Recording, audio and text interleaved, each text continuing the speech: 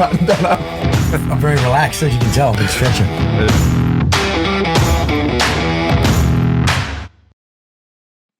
G'day, guys. Welcome to the ISS Podcast. Podcast that is proudly supporting Swiss Aid, a proactive mental health charity. They got a free app for organising your life and living through 8 different principles. Go and check it out in app stores now. My guest this morning is she's a bit of a legend in the meat world of cooking all things meat. Jess Pryles. Mate, how are you? Welcome. Hey, I'm good. You said good morning, but it's good evening here. Yeah, I've still got my first coffee going down range. It's about time for a beer, honestly. Whereabouts are you, Jess? I'm in Austin, Texas. Nice. Mm-hmm. Yeah, deep in the heart, as they say. So what? But I'm from Melbourne originally, so, you know, it's a real scenery change. How long have you been in the States for?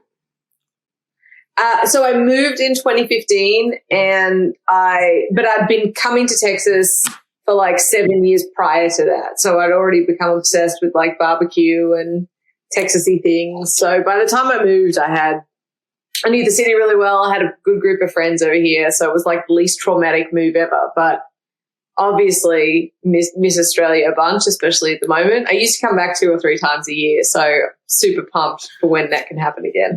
You're not missing a lot at the moment, mate. We are stuck inside doing absolutely nothing. So I've heard very, very different. I'm not going to dwell on it because I know that's not interesting to your listeners, but it's really, really, really, really interesting sort of seeing, you know, messaging with all my family still back in Australia. So messaging with them and then seeing us like go to Mexico and just carry on like normal. They're like, okay. Is there nothing going on over there?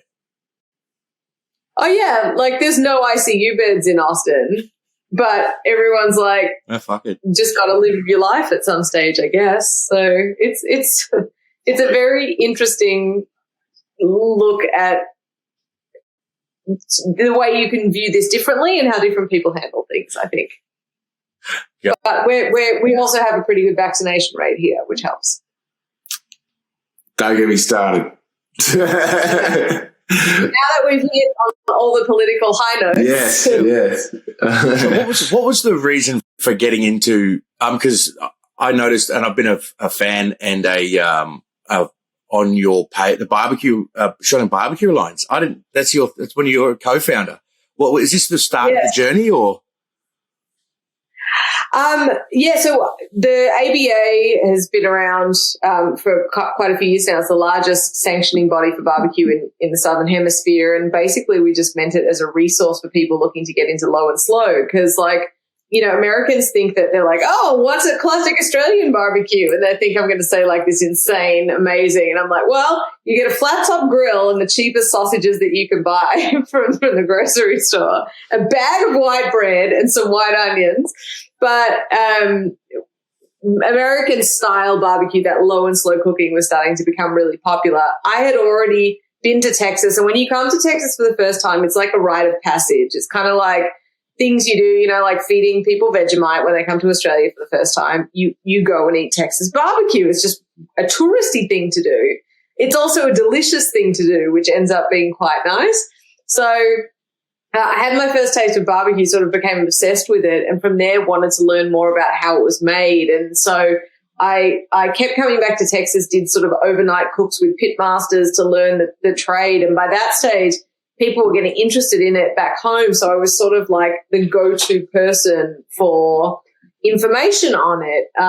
And Jay Beaumont, who co-founded ABA with me, Jay and Adam, Jay wanted to put on a barbecue competition. He didn't know anything about it. He just thought like that kind of food looked pretty cool. And so he's like, hey, so how do we do this? And the rest is history. And now it's crazy to see how much it's caught on since we founded it, and even since I emigrated. It's become, it used to be this sort of like niche hobby, and now it's just sort of blanket, really a part of Australian culture in its own way, because it's been interpreted to fit Australian culture, I think. Absolutely. It is low and slow is what I don't, you see people that have a barbecue that's now a flat plate grill is sitting literally pushed off to the side, and everyone's gone and got, whatever particular it's a charcoal or a pellet smoker, but it's sitting there and it's mainstream. And my prediction is that in another sort of 3 to 5 years, we're going to swing back towards the plate, but do really cool things with it, like smash burgers and Philly cheesesteaks, and start using it for things other than cremated sausages outside Bunnings. Not that there's anything wrong with that. Love a good sausage sizzle. So you got into the meat because you enjoyed it, and you've been going actually doing studies it's like meat science studies at university or anything like that. Why? Is there a reason? Because, we're speaking to, we follow Joe Rogan's podcast, and his daughter, Jordan Peterson's daughter had some autoimmune problems and got on a carnivore diet. Was there a science behind it for dietary reasons, or is it you just wanted to learn more about it? So there wasn't dietary reasons for me. Part of it as well was like, yes, I make a joke about it. I was serious about how much I love the taste of barbecue for the first time, and like, wow. And if you're a carnivore and you're a steak eater and then you get to try that smoky, barky flavor, it doesn't really take much to understand why people are obsessed with it. For me, I was a big meat eater, but I never really cooked it at home because I didn't know how. I didn't come from a big meat eating family. Steaks were always well done. It always seemed very like, do you do the 7 minutes per side, or set a timer, or do it this way? Or it's intimidating to even know, like when you buy an apple, okay, it's an apple and the Fuji's are sweet and the Granny Smiths aren't. But it's so hard to learn about steaks and what's what and how you cook it. And some things are called a steak, but they're quite tough. So when I started to learn more about barbecue, it was sort of like unlocking Nintendo levels at the same time, right?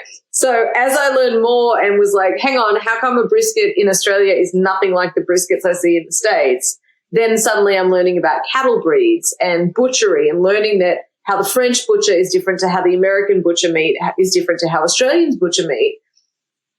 And I started picking up things along the way that I was sharing with other people, which is how sort of I came to have a following of like, oh, I learned this, and actually it's easy to cook it this way. And I empowered myself and therefore other people to cook. So what that led to for me was I really wanted to learn more about it, and I was finding out little tidbits of information. So I was visiting like abattoirs in Australia and speaking to people in the industry and speaking to butchers and all kinds of stuff. And I was getting these little fascinating tidbits like, and there's so much that goes into meat, and particularly beef, that we don't even think about in terms of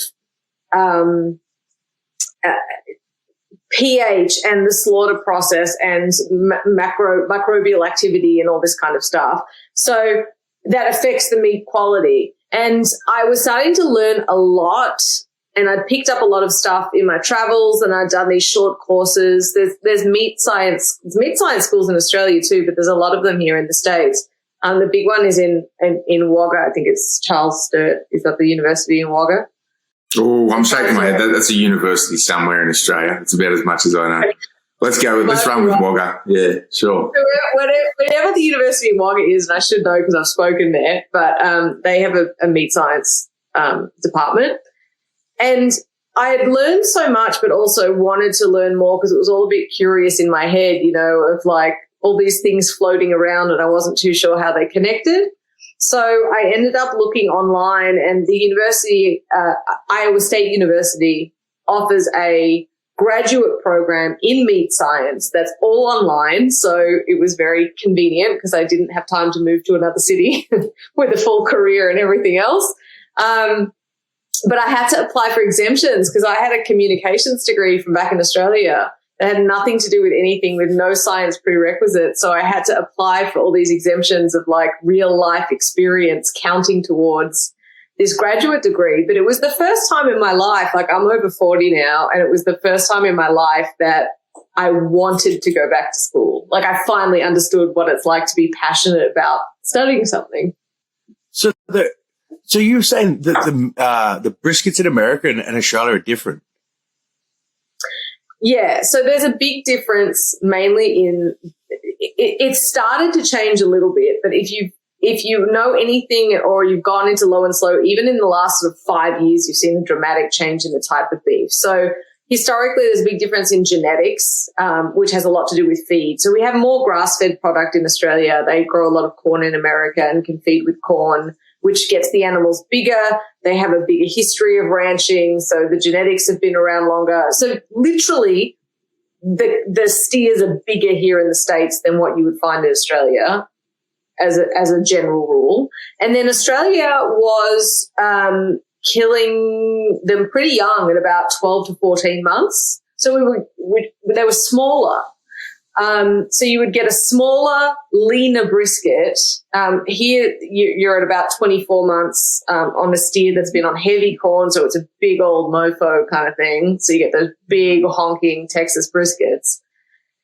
And the big problem is when you cook a brisket or when you smoke a brisket, if it's too small or too lean or that flat, which is one of those muscles that we look for at the bottom of the brisket, if it's too thin, you're going to just be pushing it uphill the whole time. So it's really hard to make it anything but shoe leather or jerky at that point. So you need it to be a physical size. That's what a lot of the original low and slowers struggled with in Australia, that we couldn't find the size of the briskets we wanted. They actually end up taking a lot of export beef in Australia that had been on grain for 300 days, those big, big boys too, and started keeping it at home for the competition barbecuers. And on top of that, the way that they cut it here in Texas, it's known as a packer cut, which basically means that at that abattoir slaughterhouse level, they're doing very little trimming and they're leaving two different muscles on so that people can decide to trim as much as they want at home. But if 10 years ago you walked into your local butcher shop and asked them for a brisket, you would have gotten a completely trimmed, thin piece of meat, which is just one muscle out of what we consider the brisket in the States, called the flat muscle. And that's not suitable at all for smoking because all the fat's been taken away, so there's nothing to protect it during the cook. And if you don't know this, which was literally my situation of going like, I walked into a butcher shop and asked for a brisket, like, what's the problem here? Why can't they give me what I saw over there? It's a really intimidating, weird world, you know? Is there the argument that grass and grain fed? I mean, do they get into you are what you eats? And is that something that's been part of your sort of journey, learning that, or is that, what's your sort of stance on it? You know, it's one of those things of, I know Rogan, for example, talks a lot about his meat and organic and wild. And the reality is that we sit up here all very safe and noble in our little areas controlled by the government. Now, let me explain what I mean by that.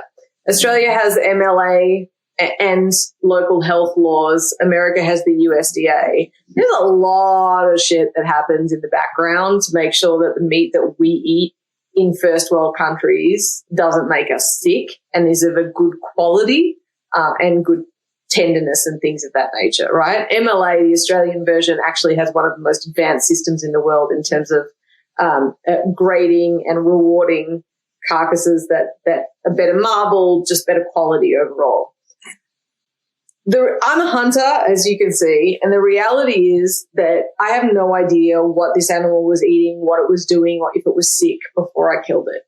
So I take a risk every time I actually eat wild game because there could be something wrong with it. There are things you can look for to mitigate that, but I think that we paint the picture oftentimes that it's so majestic to walk into the mountains and dispatch an elk and fly your elk steaks back to Texas, which not everyone can do, and then take that meat and be like, oh, it's organic, it's real, it's great. Okay, well, we can't feed the whole population with it, and it is great, and it is wonderful to like help manage a species that has like sambar, which was introduced here in Texas, or like whitetail, which is native but needs population control, and that's all responsible.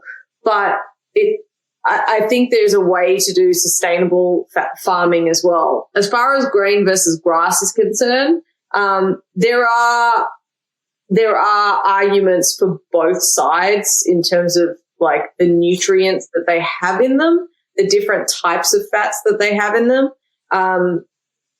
The biggest issue is sometimes when you choose meat, it's like anything, right? Like, does anyone like drinking a glass of spirulina? Yeah, sometimes. No, you don't.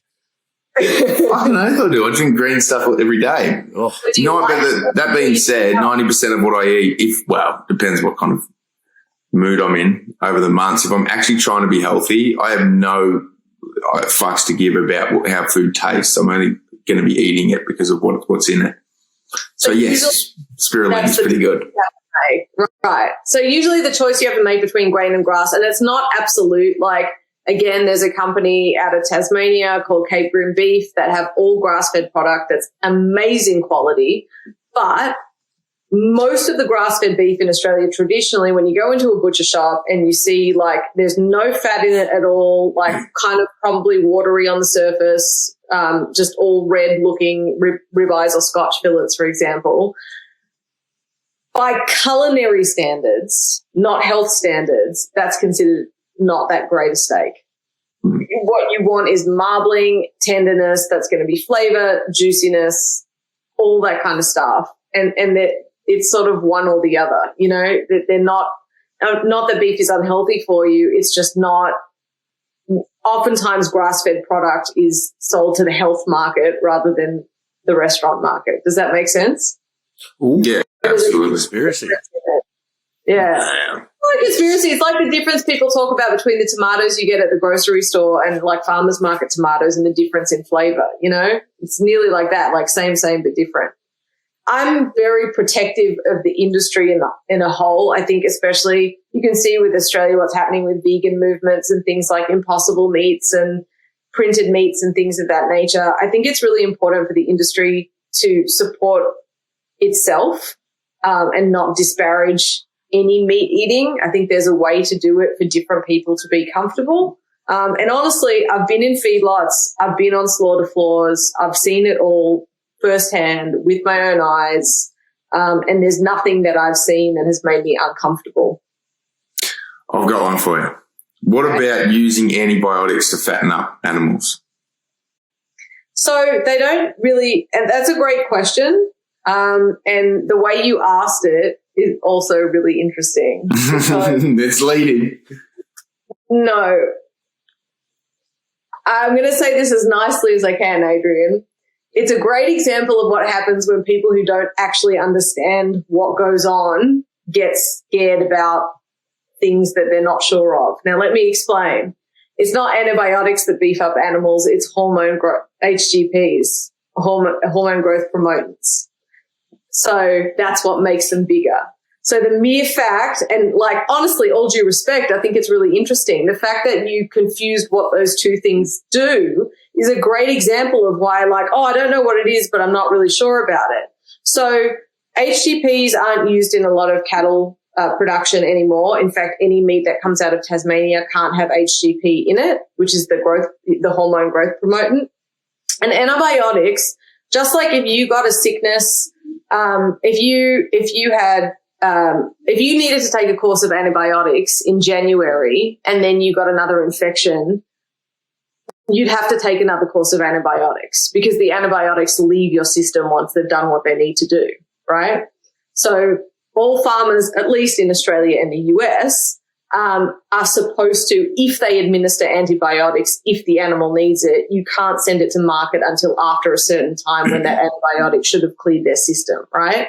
Now, can you find videos of that happening? Sure. Can I find photos and videos of people spitting in a burger at McDonald's? Sure. Does that mean every burger at McDonald's has spit in it? Not really. Does it mean that there are some shit people out there not doing things the right way? Absolutely. Meat science does a lot of stuff at the other end of this. There's stuff that I didn't even get or understand because I ignored science. Like in high school, I was all humanities. Like I get involved in this university program and they're like, okay, now we're going to talk about like the net neutral point and how pH swings when you add salt and it changes the net neutrality. And I'm like, like all this shit that I never wanted to know about is so relevant now. And what these departments do is find ways to, on the whole, improve quality of beef. So I don't know how old you guys are or if you remember what it was like when you were little tackers, but the quality of beef in Australia on the whole has gotten much better. It certainly has in America because you've got these departments that look at what does that. There are things that we learn along the way.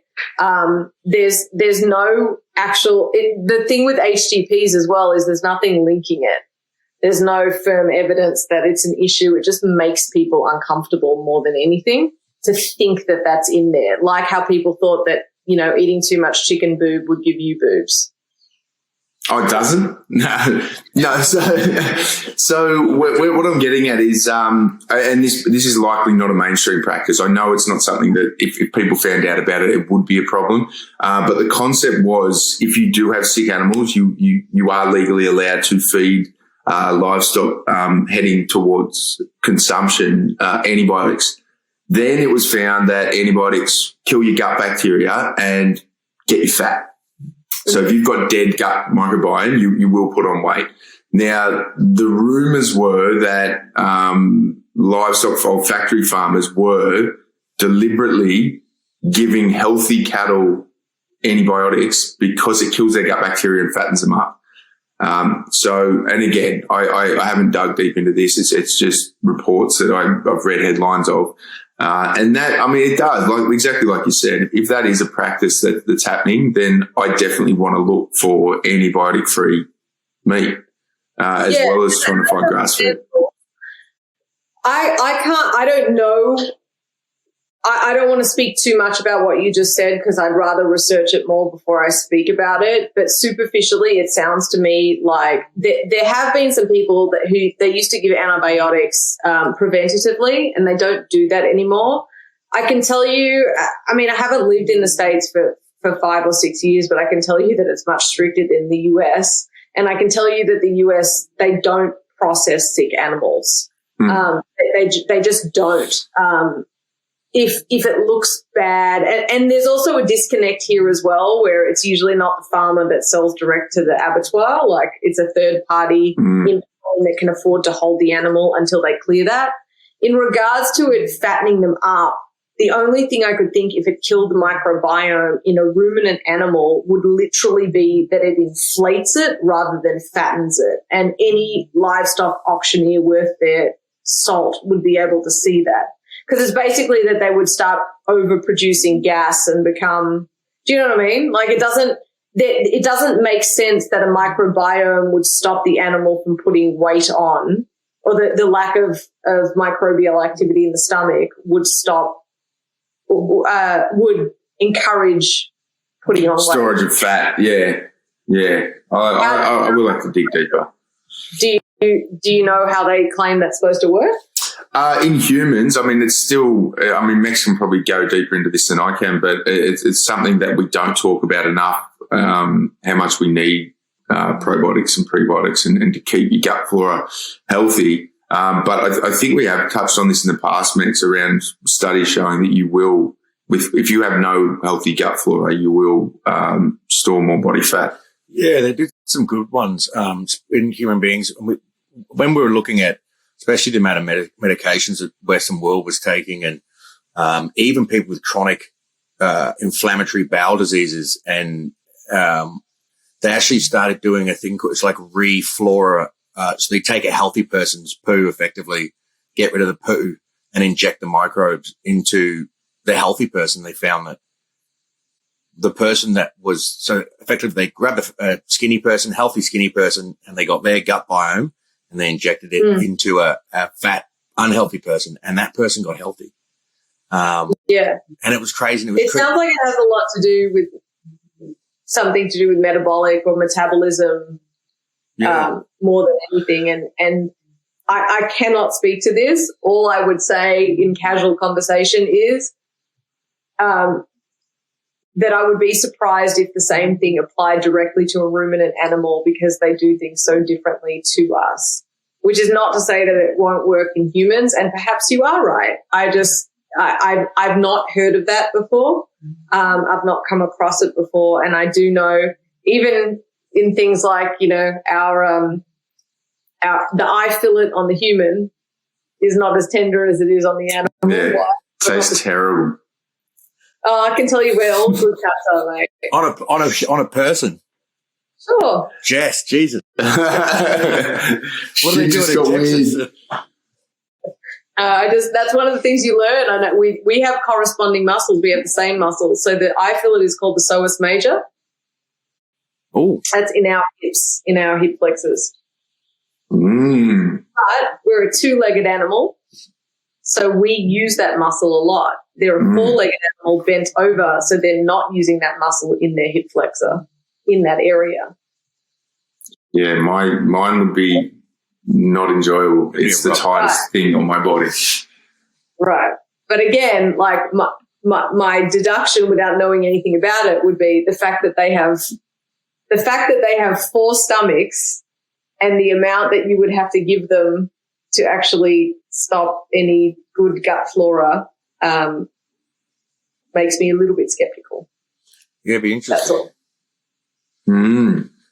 Because don't forget, it's all for profit, right? So if the amount of antibiotics, I'll tell you now, if the cost of the antibiotics exceeds the weight loss, how quickly they're putting on, weight gain, then it's not worth it. Why would they do it?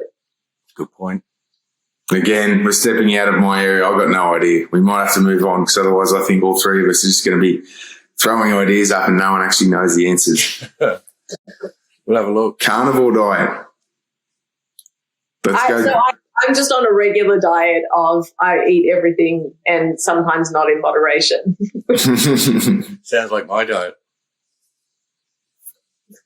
Exactly. So I know there are folks that swear by it, and sometimes, so I have a seasoning company called Hardcore Carnivore. That's the name of my cookbook too. And the book and the seasoning company came out before the carnivore diet was super popular. And I'm like, it's just a great snappy name. Like, what do you name a company that makes stuff for meat lovers? Hardcore Carnivore. And I've had a few people get like pissy that the book isn't for the carnivore diet, or that the rubs have a little bit of sugar in them to balance them out, because they're like, this isn't carnivore. Like, no, just, you don't own the word, bro. Like, it's cool. Did not say that. Marketing. I think it's, but I also know a lot of people who do the carnivore diet that are big fans of the product too, and sort of, I've been on a few of those podcasts from doctors that run that, but you know, I just don't have the willpower personally to follow any diet that strictly. So good on it. I've tried it. I thought it was amazing. I only did it for about a month and a half and then kind of switched over to eat everything, but trying to keep fairly keto. But I don't know. I'm a big fan of following blood type diets. And for me, like, I'm O positive. I'm supposed to be eating a lot of meat. If I eat nothing but meat and assuring there's heaps of fat and oils on it, I was fine. Like, I was never hungry and I was eating once a day, just meat. For 6 weeks. But after that, I just got bored. I mean, that was the problem. As much as I do love meat, I would need someone like you spicing up, like cooking different types of, I was cooking the same thing almost every night, which is never fun. But I don't get overly excited about food, unfortunately. But I think if you're going to stick to it, you would need someone with a thorough knowledge of how to cook different types of meat every day. Maybe, but when I was on that Carnivore podcast, they were exclusively eating ribeyes or Scotch fillets because it had the right amount of fat. So there's a lot of the other cuts aren't actually suitable for the carnivore diet in terms of getting the nutrient and fat ratio mixes that you need in one go, from what I understand. So, yeah, absolutely. Like, you can't function highly on a high protein diet. You need either fat or carbohydrates, and if you're eating carnivore, then obviously that's got to come from fats. And like what we were talking about before, trying to balance out eating grass-fed meat in Australia, which has got almost no fat on it, on a carnivore diet, it gets tricky. For me, it was like 50-50 butter to steak every night for dinner. But you also have great butter in Australia. That's one thing I miss, because most of the cows are grain fed here. You don't get that beautiful, rich, like golden yellow butter from the keratin in the grass, which has I stick to, even though Australia's good, Kiwi butter, like butter, anything coming from New Zealand cows is amazing, and the butter they've got's the best. Oh, sorry, I got a bloody dog jumping up behind me. But yeah, it worked and it was good, but it just got boring. So that's something, if I'm going to do it again, I'll have to work on learning some more barbecue recipes before I get into a carnivore diet. There you go. Well, luckily, JessPryles.com, gratuitous self-promotion, has a lot of free recipes. Good. Yeah, I went to check it out. I was trying to do a bit of research beforehand, and not only that, you Channel 7, you did a couple of guest celebrity cooking competition judging and being on the show. Is that something that you kind of fell into, like getting into that where people are looking at you as in, hey, she's an expert meat cook per se, like they're putting that label on you? Going into those industries initially, was that a little bit overwhelming, or getting into the media spotlight? Yeah, it's not something that I set out to do. I feel like particularly in today's environment, there are a lot of people who are like, I want to be an influencer. And that wasn't a thing when I was doing what I was doing. It was just more that I was learning and discovering something that I was super passionate about and sharing it. And I think when you're passionate about any topic, it really comes across when you talk about it and want to discuss it with people. So for me, it was barbecue and meat, and it was just sort of also the perfect storm, because people were starting to want to learn more about it. And sort of you're here, I'm here as the keeper of all this wonderful secret information that everyone wants to learn more about. And I'm really passionate to tell them more about it. And so I was sort of the go-to reference for a lot of media and, a lot of barbecue competitions and things like that. And then Aussie Bbq Heroes was the show you were talking about that we do on Channel 7. And I've done a bunch of Food Network stuff here in the States. And it's weird. It's weird, like, it's still weird for my husband too. Like, he's Texan. I met him over here, and like I'll go through airports every now and again and get recognized in some really weird places, and it's still weird to me. It's still weird, and I wouldn't say I didn't sign up for it, because when you share your life like that and you become a public figure, you sort of have to accept a bit of that. But it's weird. It's weird for sure. Like, I remember when we got engaged, I didn't talk about my personal life at all. And like one day I'm doing this video and I've suddenly got a ring on my finger, and like everyone's like chatting about it. I'm like, fuck, can we talk about the meat? Like, who cares, honestly? But people like focusing on personal lives and things like that. It's weird. Because you've been called the female Ron Swanson. Well, yeah. I mean, I do drink a fair amount of bourbon. I have switched to mezcal now that I live here in Texas, being so close to Mexico. It's great. Again, Adrian, this is that quality of life that I was telling you about. A lot of bourbon, a lot of meat, I eat meat 7 days a week. It's nearly that old school 50s, 60s mindset that it's not a meal if it doesn't have meat in it. I mix it up, and this is what I was talking about, the balanced diet. Like, if I have a big ass ribeye on the weekends, then I will look to have leaner cuts, a lot of game meats as well. That's where game meat and deer does come in handy, because you can sub it for a lot of ground beef if you want to make the recipe low fat, low cal. So yeah, it's Is that so?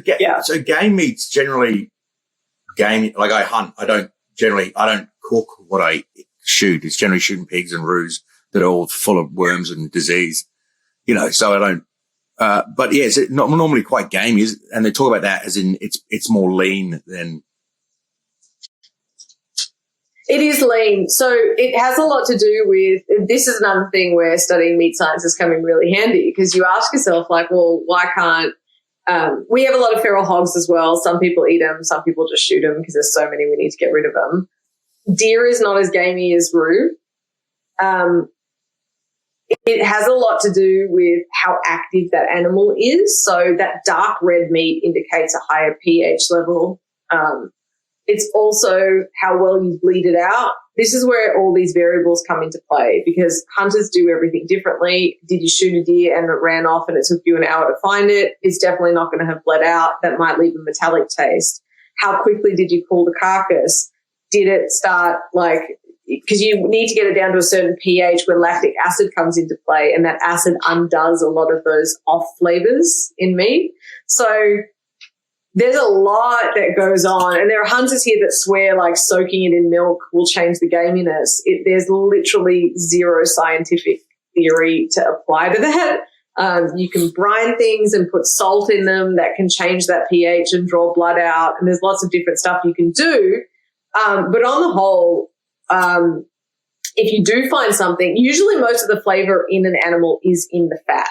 So you can do these really cool experiments where they did it in the 1960s where they took like an eye of round of beef, which is a pretty lean cut, and they tried to microscopically remove as much fat as possible. And then they ground it with different animal fat. So they did the beef muscle with beef fat, beef muscle with lamb fat, beef muscle with pork fat.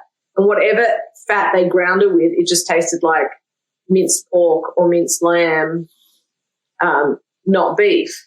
So particularly in wild game, if you do come across anything that does have some fat on it, that's usually where the most off flavors are. Also because fat's the first thing to go rancid and start developing what we call those browned over notes. So I guess you're good just still feeding them to the dogs. It's still, if you have to hunt them and they need population control, if you're feeding your dog with it, that's still sustainable in its own way. Yeah. So. Because what got you into doing, I mean, you've gone and done your own hunting. Is it because you wanted to sort of be that full holistic view of, like plate to food or whatever it is? It's pretty common here. It's a common activity here in Texas. So part of it was like just wanting to experience Texan life on the whole and really immerse. And, like I'd bought the hat, I'd bought the boots, I'd drive the truck, like what's next kind of thing. But honestly, the biggest part of it for me was by that stage I had a pretty big audience. I was singing the praises of beef, singing the praises of barbecue. And I felt a personal responsibility. It started by just wanting to visit an abattoir and being able to see it because I'm like, well, I don't really have any business encouraging so much consumption if I can't even handle the way that it's done, which is why I pushed myself to do that and was sort of, I wouldn't say anyone's ever pleasantly surprised by going into an abattoir, but I was happy with how I handled it, happy with what I saw and all the ones since then as well. And then the next step for me, again, as I got more and more of like a meat advocate was I have to be able to do this myself. I love my dog. I have a picnic table that's this big outside for the squirrels. I love seeing squirrels outside my door. I love animals and hate seeing them in pain in any way, shape or form. We have deer walking around certain neighborhoods here in Austin and you look at the babies, you go, oh, baby deer, so cute. But you can't, for me personally, I didn't feel it was appropriate to have that disconnect and that they call it cognitive dissonance between loving animals so much and then just sort of ignoring how meat happens. And that's why I wanted to go and hunt. And I did it for the first time and it was sort of terrifying and exhilarating. And luckily, with the exception of maybe 2 animals, nearly every one of them has been a super quick, clean kill. And you try your best to do that as best you can. So I'm not into the trekking out after them for hours and trophies. And like I said, that's an invasive species that shouldn't have been introduced to Texas that they're managing the control of. I have no desire to go to India or Africa and kill, a large game animal at all. I pretty much only hunt white-tailed deer, which are native with a population explosion here in Texas, and I eat them all, and I process them all myself too. So a lot of people here drop them at processors because they don't have time or because they don't have the know-how. I'll take it down. I'll take it from field to freezer to plate all myself. And I like it. It's really empowering. It's the first time I did it, I was like, listen, when the zombie apocalypse happens, like, I'm going to be good, you know? I think that's amazing. I grew up in Melbourne. Fingers crossed, right? Fingers crossed it's coming soon. I would be in a pickle. Honestly, I'd shoot it and I'd be like, I can rub the skin off of it. It might, like, is it with a rock or a stick? Like, I wouldn't have a clue. I would be dead and I'm like, sick. And I think that. No, mate, it depends how hungry you get. I think if you get hungry enough, you're not processing, you're just eating. Just eating. I wonder if there'd be courses to teach people. And I think that's this, you're talking about that cognitive dissonance, that justification, the lie you tell yourself, you know, like between, no, I mean, I love animals, but I also eat meat. And you're like, no, we've just lost that connection with death and with where we get that realistic, where we get our food from. Like, yeah. But I think that learning that, and people don't go on the farms and learn that when animals die, you know, to me, it's literally, I'm not naive about it, but you pick up a steak from the shops. I can't get an animal into that state, you know, and I thought that'd be cool to teach people that process. And I think you probably learn maybe some people change some opinion. I think about the shows, like, the Royal Agricultural shows, you know, like, it's not all for wool. Some of it's for eating. And rural children just have a much healthier relationship on the whole. Here in the States, it's called FFA, which is the Future Farmers of America program. And they'll go and show their animals and they'll raise it for a year and they'll brush it and they'll show it. And then it'll get sold to market. But then, like, they'll eat it and they'll honor it, and they just have a more healthier connection with where it comes from. But it has a lot to do with urbanization and just, you know, the fact that, again, I grew up in very, very central urban Melbourne and had nothing to do with farms growing up. And now I know more about ruminant animals than I ever thought that I would. But I think it was important to me. I don't feel like everyone needs to step foot in an abattoir to justify eating meat. But the one thing that I do that does really irritate me and piss me off is, like, people who won't handle raw meat. Like, they're like, ew, gross. Like, I've got to think about the texture, but they'll eat it. I'm like, come on. Yeah, you're getting a bit soft, hey? Yeah. A little bit soft. Yeah, that's it. I wonder where it takes us. It'd be interesting to see where the world's going to be in another 20 years' time when everyone's just like, I don't want to. And because it's going to grow, we'll be the old conservative, you know, like, oh, no, you can eat your meat and just, you can kill it and cook it. And then it go to people not wanting to touch it, to not wanting to see it dead, to not, like it. I mean, they've got. Well, they're printing it now. Yeah. In Israel, right? What did you say? They're printing, 3D printing meat. And that shit is not good for you.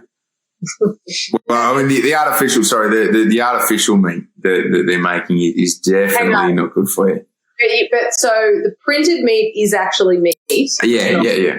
So you're talking about the I'm talking about the vegan meat that you're better off smoking 2 packets of cigarettes a day than eating that stuff. It's terrible. And for some reason, well, I know why. It's like the market demands it, but fast food chains have just taken it off and it's running like wildfire. Like, everywhere you go now, you can get vegan burgers. I'm like, what about a salad sandwich, mate? That was fine. We should have just stopped there and leave burgers alone. But it's, you know why? It's because people get bored of eating one thing, right? And I think the Arnold Schwarzenegger funded vegan documentary had a lot to do with it too. Like, we saw nothing in Australia. I don't know what it was like in the States, but 2 years ago, the vegan movement was here, but there's no way fast food and mainstream kind of food industries were taking notice of it. And then, I don't know, maybe I give that doco too much credit, but it made a lot of people experiment with veganism. And it doesn't last very long, but no, it didn't. But, and again, you know, I've seen so many different factoids, even when it comes to, like, sustainability and greenhouse gas emissions and things of that nature, especially in today's climate with what we're dealing with in the world with COVID and people getting their facts from various sources. You can debate till you're blue in the face, and you can always find a web page or some kind of document to support your argument. Real, true research is that you seek to answer a question and look at what's out there and evaluate, spend months and months, if not years, evaluating multiple sources to reach your conclusion rather than having an opinion and finding something to back your opinion up, because you always find that no matter what your opinion is. So I've seen that a lot, as I said, especially in the sustainability argument, or rather GHGs. One of my favorite factoids for people is, can you name the top 4 producers of beef in the world? I definitely can't, no. So what if I told you that one of them was India? For beef? That's their sacred animal, isn't it? I mean, I know that from reading, beef. India is one of the top beef producers in the world. Now, given how we've seen how clean the Ganges is and that they're one of the top producers, do you think that it's America and Australia that have the problem with how they're farming? Or do you think that it's somewhere like Brazil and India? Shit. Again, I'm not saying that there aren't people who aren't at fault here, but it's really interesting when you see the bigger picture. Very interesting. Yeah, it's true. Because I was like you, Anthony. I was like, what do you mean? It's the sacred cow. Yeah. Because, I mean, you see it. I mean, we talk about that regulations, and I think it's important that the food industry has pretty strict regulations. You see, but you go to the tip and you spend $50 to go and dump your rubbish into separate recycling places so they can go on. And then you see, videos in third world countries where they just dump it off the back of a bridge into the river, So these regulations, I think, are super important to keep. I'm just spun out by India being the biggest beef, one of the biggest. One of, yeah. Australia's up there. US is certainly up there. China's up there for pork, especially. So, a lot goes on, hey? Sweet and sour pork is delicious, but I don't know if I'll be eating pork coming from China, unfortunately. Why? Yeah. I don't, again, this is psychological, right? When I go through phases of eating super strict keto, I'll eat a lot of canned oysters or I was, until I found out that they were all coming from China. And I don't know, it's in my mind, like, China is still, they claim is still classified as a developing country. I just don't trust their equivalent of the FDA or their food approval authorities. And I know those products have got to come into Australia before I buy them, but maybe I do need to do more research. But at the same time, I'm like, it doesn't impact my life that much to not eat Chinese farm food. So.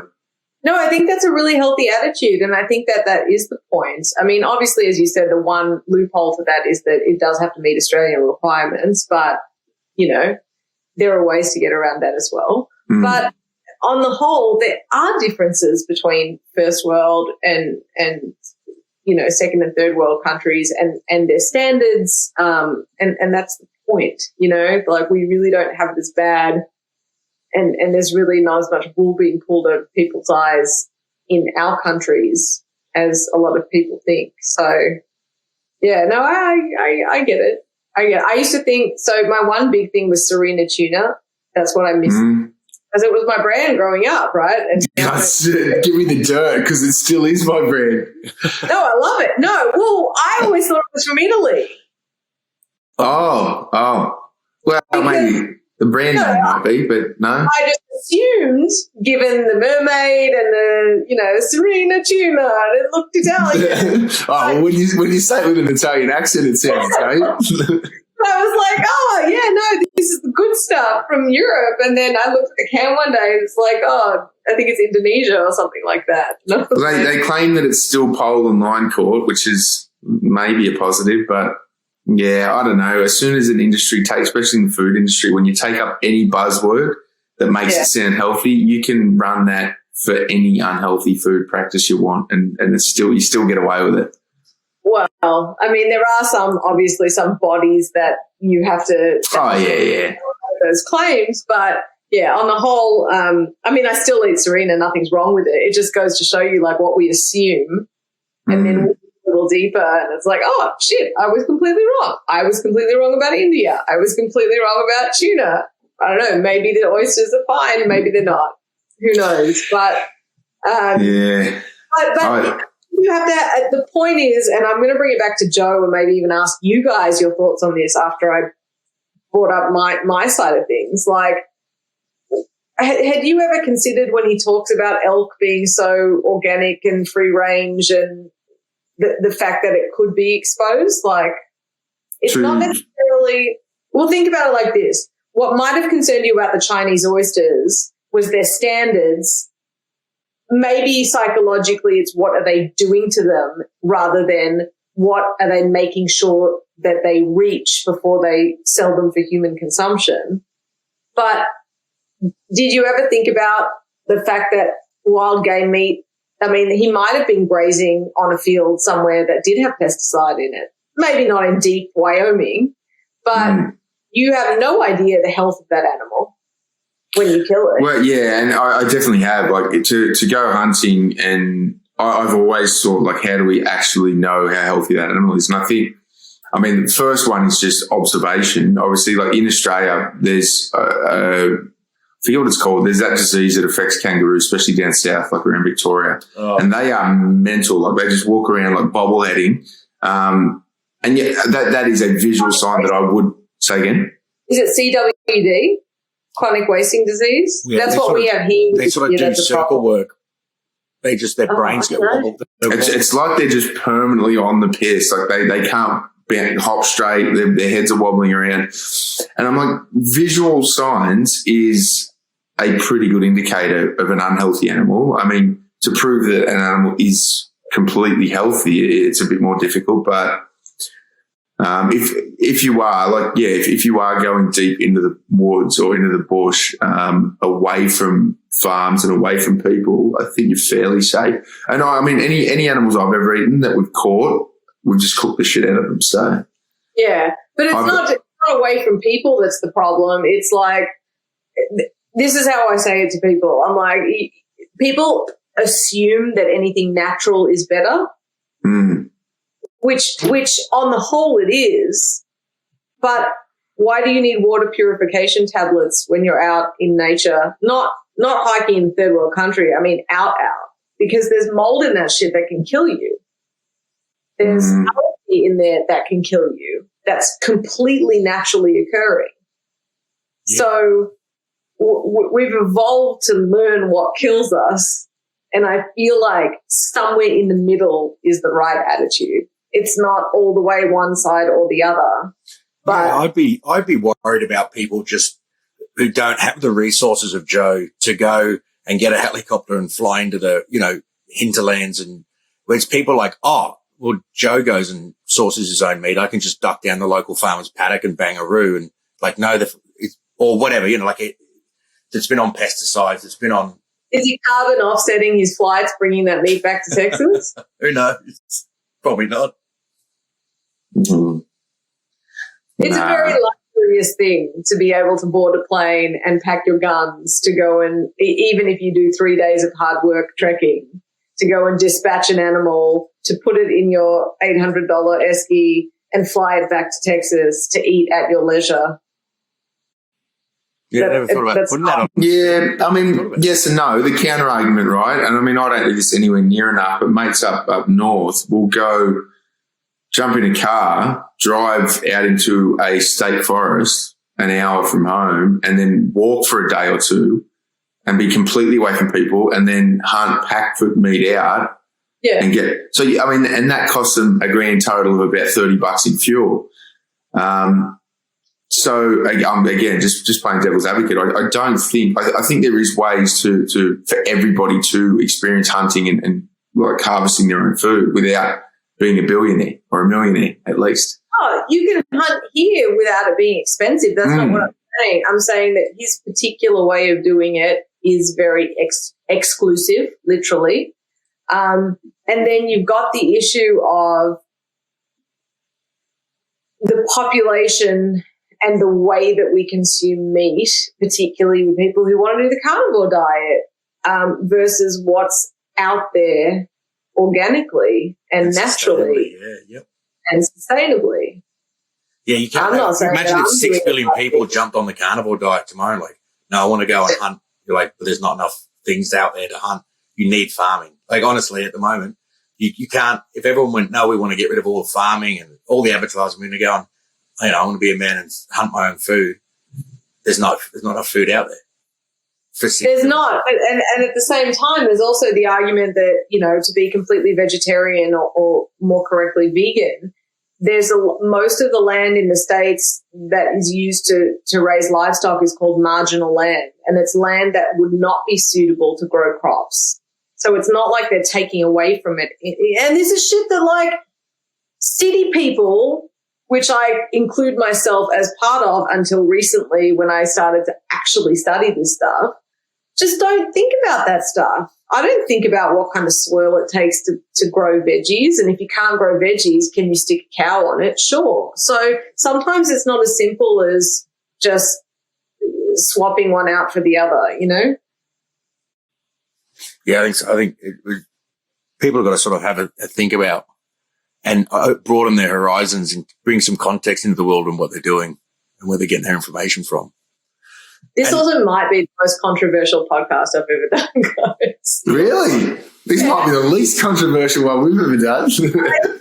Usually people just want to talk about recipes and barbecue and smoke and meat, and we've talked about, like, adult things. Where the sausage is made. And I think that's we can get to that now if you want to, because I've definitely got plenty of questions on your best recipes. With and since you got a shameless plug in, I'll throw one in. We do have a big campaign coming up that's called A Barbecue to Remember. And we do need to push some ideas and inspiration out there for people who aren't frequent barbecuers who want to do something decent. So have we got any hot tip recipes that are achievable for people? Hang on, let's break it down. If you're going to do slow cook stuff, I personally don't have the patience. I tried doing brisket once, and because it took so long, I'd already eaten twice before it was finished, and then the meat sat in my fridge for 2 days, and then I ate it later because when I'm hungry, I want food within half an hour, or Uber Eats is going to solve my problems.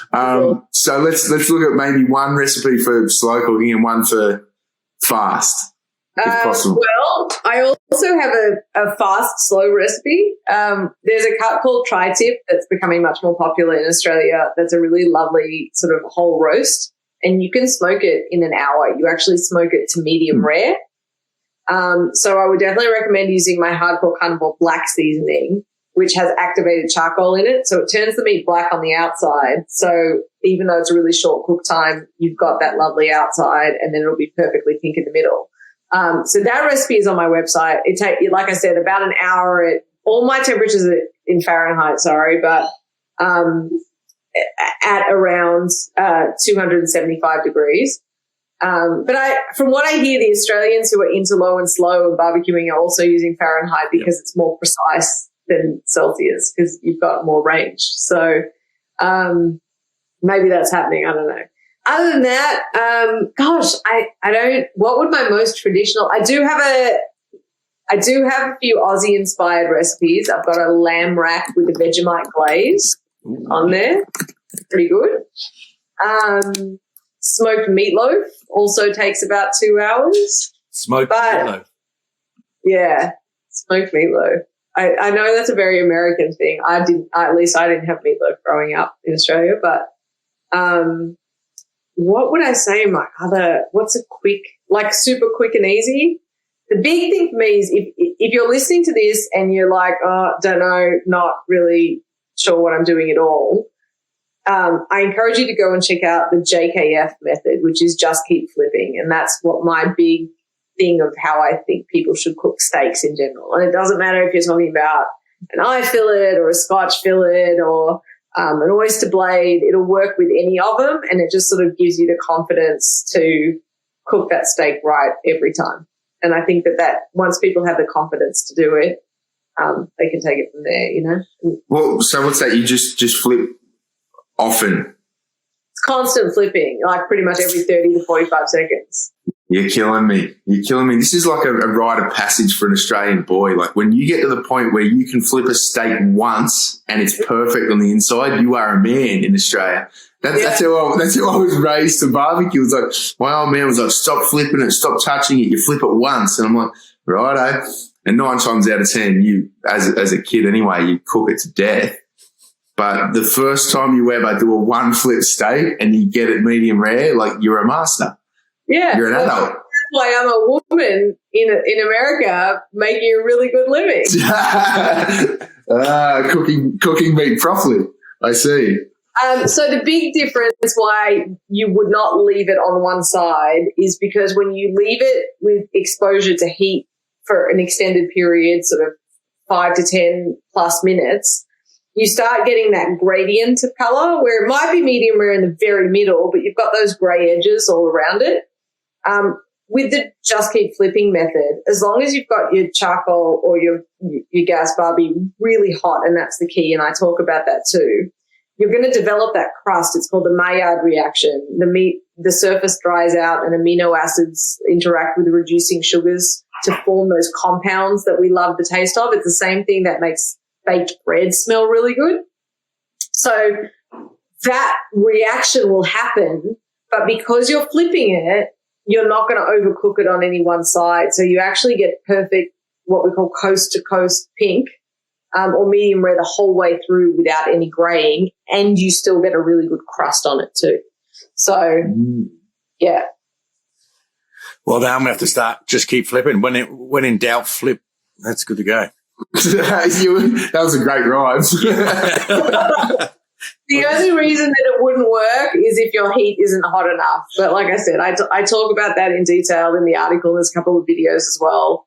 And it's the same mistake that people make in their kitchens, that our kitchen burners, like either we're too afraid to set smoke alarms off, or those burners are really tiny little gas rings, whereas restaurants have these massive burners. They get that pan really hot to sear. So that's the other biggest thing that people run into, I think, that just their cooking surface is not hot enough. That's when you get that really unsatisfying grey, like, you hits the grates and doesn't even sound like anything instead of that. Yeah. And it turns out like you've boiled it. Like it's just boiled $30 steak. Boiled steak, yeah. Exactly. Which is, I think that we can all agree that boiled steak is not a good thing. No. Because, and you would know because you cooked at the Australia Day Texan Governor's Mansion. Yes. I've also cooked out the front of Parliament House on a smoker, which was pretty cool. But they did a Aussie Day barbecue here at the Governor's Mansion because Austin's the capital of Texas. And gosh, Andrew Peacock, who recently passed, used to live here in Austin, and he attended one of them, and it was awesome. We cooked Vegemite burnt ends, beetroot coleslaw, and damper, and it was awesome. Yeah, it was really good. And also all of the people from the Texas Senate and the Texas government sort of came in, filed in for lunch, and it was great. It was very cool. We've got we haven't got Jess Pryles yet, but we've got Wendell Saylor throwing a snag on the barbie, but he doesn't have the skill set that you have for the it's a big barbecue campaign. That's why we're like, we've got to get her on because the podcast, we just launched it last week, and we're like, if anyone knows barbecue and she's Australian, we're good. We're in. Honestly, I feel like the big thing is like it's really inclusive. So whether you do want to just roll out the old crusty, rusty flat top and burn a couple of snags, like that is really the good old Aussie barbecue. So why not, I think the point is, especially for the event that you've got going on, just get out there and give it a go, whether it's grilling or barbecuing or smoking or whatever, just, give it a crack.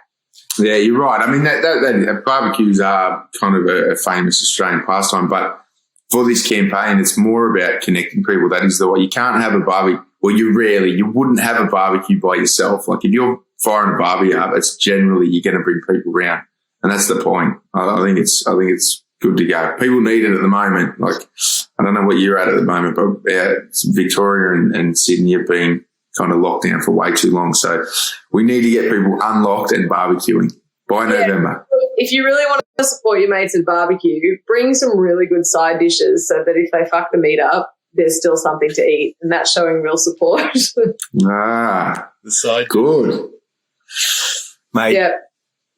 I just want to say thanks for taking the time to come on and be controversial, I suppose. Sorry about that. Look, they're going to love it.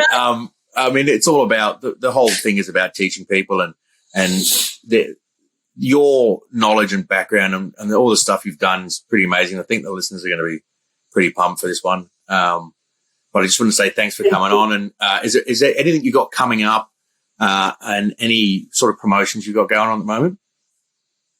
We did just release a new seasoning for Hardcore Carnivore called Tex-Mex, which is on its way to Australia and should land within the next month, I hope. So keep an eye out for that. It's at a lot of national chains and great local butcher stores as well. But this was honestly very, very fun and really interesting. And as much as I love talking about all things barbecue, it's always extra exciting when I get asked things that are a little left of center and unusual. I really appreciate you having me on, and I think the work that you guys do is really awesome, and so is this event that you've got coming up, and I hope everyone, my biggest thing, like I said, is if you are a little shy on being a barbecuer, or just give it a go. Just try and burn something and see how it tastes, and then you just can only get better from there. Thanks, mate. No worries.